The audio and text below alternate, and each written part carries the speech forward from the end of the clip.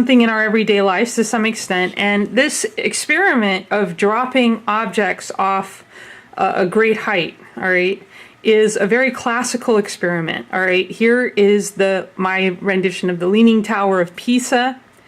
All right, and Galileo himself is rumored to have dropped different objects off the Tower of Pisa. So what he found, which was very interesting, which was that whether you dropped a small object, or let's say a light object or a heavy object, they all hit the ground at the same time. And this was unexpected at the time. It went against the different models, but what he showed was that basically acceleration down to the bottom was the same regardless of mass. It was independent of mass, okay?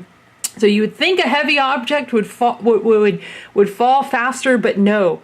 Acceleration appeared to have a constant effect or an independent effect on the object regardless of how heavy it was, okay?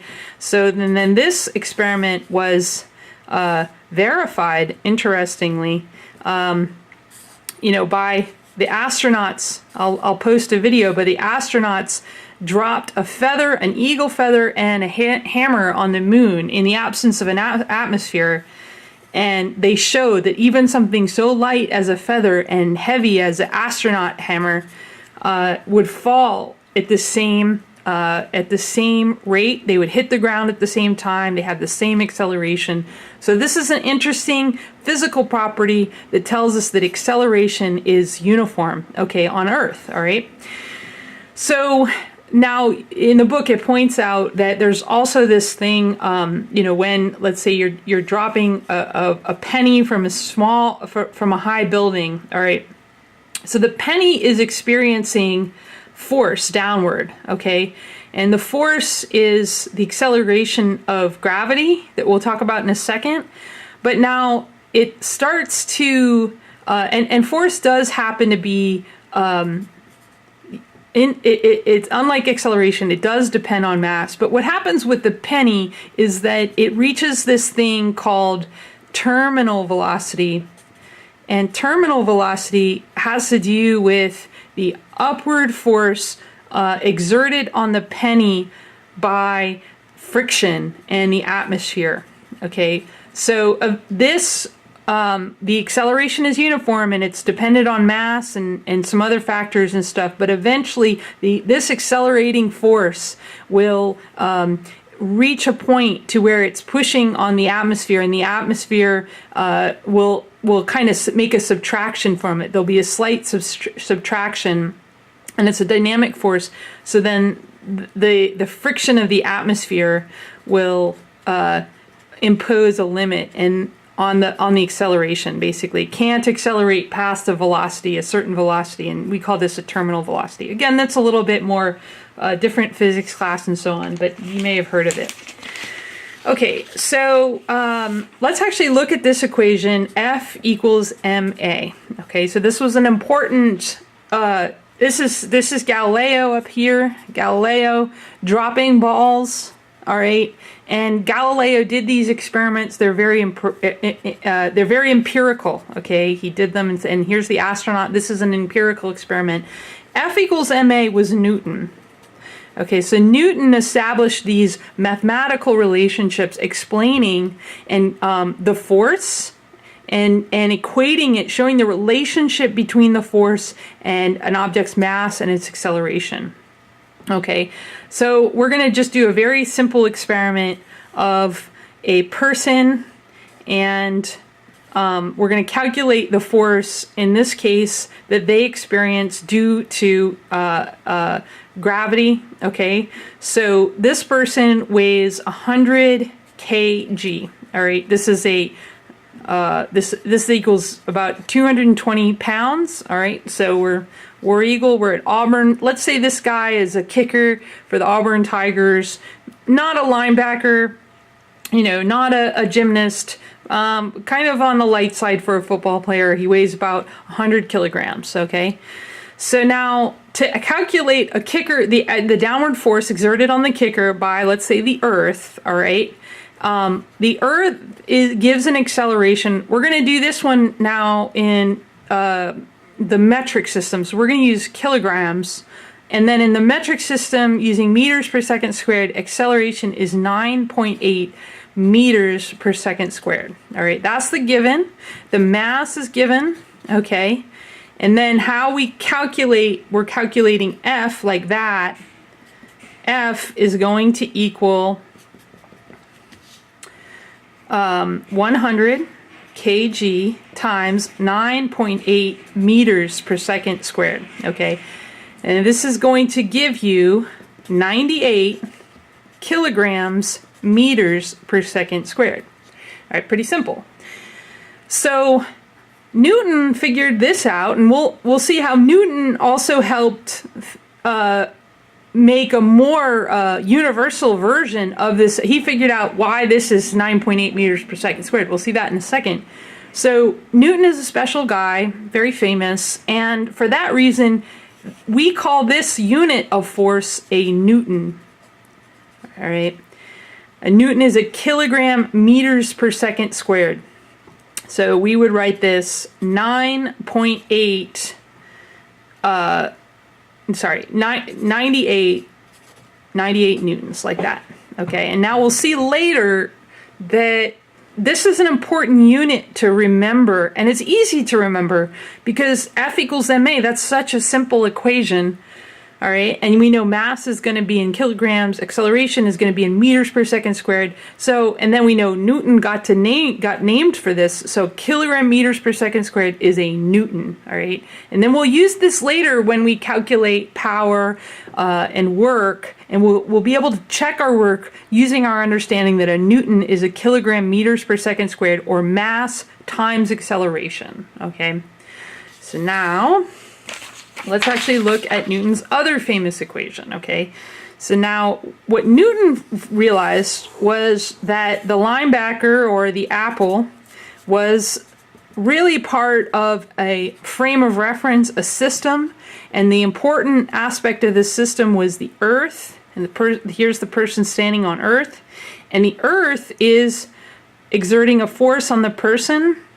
And that force is the actual, instead of just A equals 9.8 meters per second squared, what the force really is this expression of there's a constant, there's the mass of, say, the person, and then there's the mass of the Earth, and then there is a distance separating their two centers of gravity. So usually on a person, the center of gravity is maybe around their hips or midriff.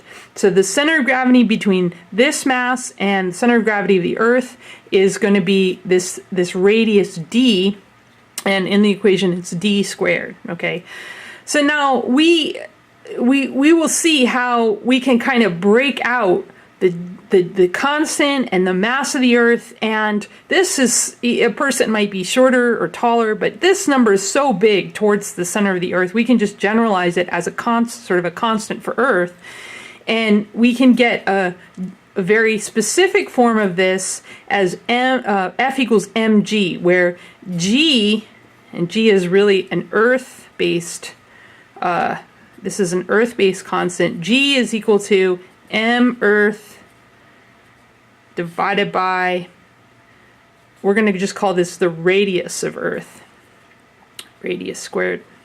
Okay, and we'll calculate this in a second, and we can come up with a term that is equal to like this part of the equation for Earth, and then we can make a specific case so that like the m person, the m2, you know, it depends who gets 1 and 2, but m2g is a specific case of how a gravitational acceleration of an object, a small object on the surface of the Earth, okay?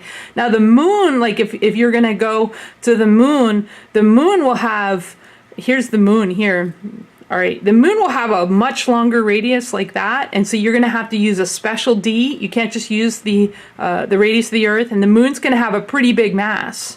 The moon is, I forget how, but it's much more than it's much more than a person. Okay, so, and then this is always the same for the universe that we live in. But this equation here is something you could use to calculate, for example, the gravitational pull of the moon and the Earth. Okay, and the moon, for example, that's important because the moon will pull it'll pull the water of the ocean. And this equation can, for example, tell you how much force that the moon uses to pull the water in the ocean. That creates the tides, for example. So this is sort of what Newton figured out. He figured out things like the force of the person, the force of the moon. You can have way off over here. I'll use this way off over here. Could be Mars, and he calculated the different planets all exerting the gravitational force, the sun exerting the gravitational force on different objects in the solar system. So this is his special law, all right? So let's take a look more closely at this, at what some of these numbers look like, because that's what you have to do in your lab. So I got to look up my constants here. You won't need to know them on the exam, but you do need to know how to solve this, okay? All right, so let's look at G Earth. Let's calculate that. All right, so we got, this is our unknown, and then our knowns are going to be G, big G. This is the gravitational constant, and this is given as 6.67 times 10 to the negative 11th Newton meters squared per kg squared. Don't forget the units because they're going to help us check our work, okay? And then the mass of the Earth, all right, this is equal to 7.1, no, I got that wrong.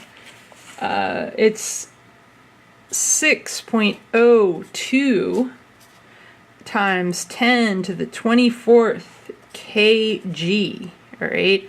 And then the radius of Earth is going to be a little bit smaller, 6.4 times 10 to the 6th. And don't forget to square this. All right, we'll have to come up here. So what we do to calculate G Earth, we're gonna go say we're gonna say 6.67 times 10 to the negative 11 Newton meters squared per kg squared, and this is going to be multiplied by mass Earth, and that's 6.02 times 10 to the 24th kg. Don't forget the units. And this is all divided by the radius of Earth squared. So 6.4 times 10 to the 6th meters. Oops, I forgot the meters. All right, and we're going to square that. Okay, now here's where we use our college level understanding of exponents, okay? Because you don't want to be typing in these complicated terms. You can do this problem with a really simple old-timey calculator like what I have here. And how you go about doing that is just you go 6.67 times 6.02 and you get something like 40.15, like that. All right, now let's deal with these terms. 10 to the negative 11th and 10 to the 24th. You know from middle school math that when you multiply exponents using the power of 10 convention, you have to basically take this, it's basically you're adding them. So you add negative 11 to 24. You add 24 to negative 11, and that will give you times 10 to the 13th. Now let's deal with the units. What I did was I multiplied a kilogram in the numerator times a kilogram squared in the denominator, and what I end up with is a Newton meters squared per kg. All right, and then I'm going to divide this by this number squared, so 6.4 times 6.4 is equal to 40.96 times, and now when you do an exponent by an exponent, when you square an exponent like this, what you do is you just multiply this times this. Instead of adding, you go 6 times 2. All right, so this is going to be 10 to the negative 12, and now we're going to have meters squared. All right. So now I'm going to deal with these numbers. So 40.15 divided by 40.96 is equal to 0.98. And now I'm going to deal with my exponents. When I divide divide exponents 10 to the 13th by 10 to the 12th, I just subtract. So I basically have 13 minus 12 is going to equal 10. 10 to the 1 is just 10. All right, it's kind of a secret one, so it's going to be 9.8 times 10, and then I'm going to lose these meters squared.